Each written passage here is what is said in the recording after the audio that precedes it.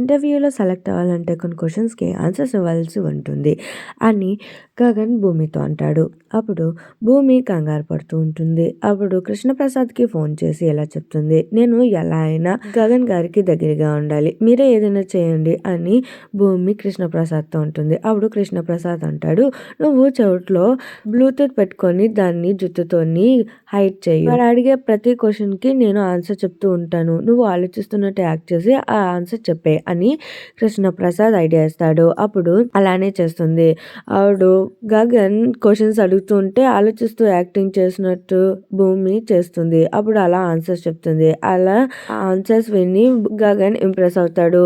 చాలా బాగా చెప్పావు భూమి అని చెప్పి ప్రైజ్ చేస్తూ ఉంటాడు. అప్పుడు సంతోషంతో భూమి తను సర్దుకుంటూ ఉంటుంది. అప్పుడు గగన్ ఆ బ్లూటూత్ చూసేస్తాడు.